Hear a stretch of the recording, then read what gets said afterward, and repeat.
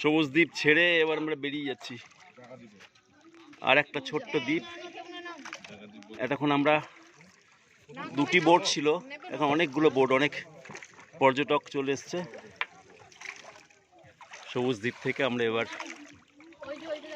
আর একটি ছোট্ট দ্বীপ, যেটা হঠাৎ করে জেগে উঠেছে।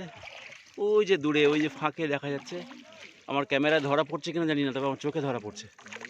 ওই দূরে ওই ফাঁক দিয়ে একটা দেখা যাচ্ছে দ্বীপ, ওই যে ছোট্ট একটু দ্বীপ।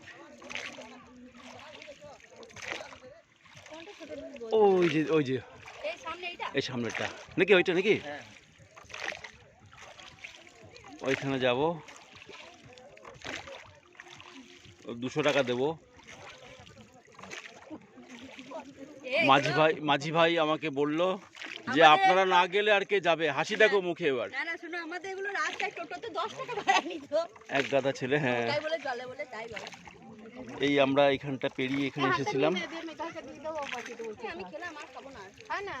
এই জায়গায় আমরা যাব। হ্যাঁ, আমি নেবো না,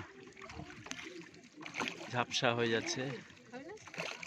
বিস্তীর্ণ জলভূমি, জলরাশির বদলে জলভূমি। এই যে এই দ্বীপটা সম্বন্ধে বলছে এটা নাকি ডুবে থাকে জল বাড়লে পরে।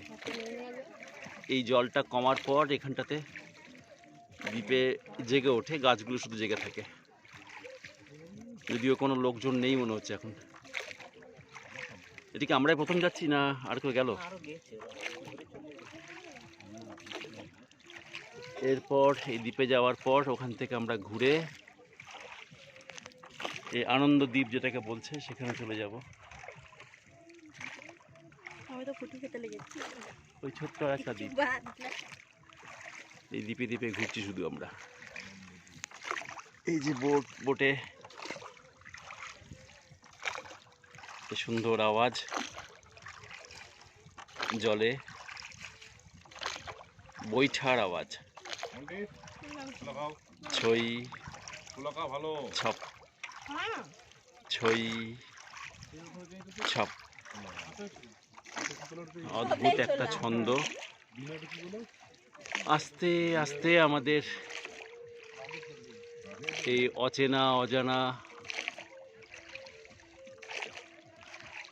হাজার জলরাশির মাঝে হঠাৎ জেগে ওঠা এক দ্বীপ ধীরে ধীরে আমাদের চোখে স্পষ্ট হচ্ছে আবছা থেকে।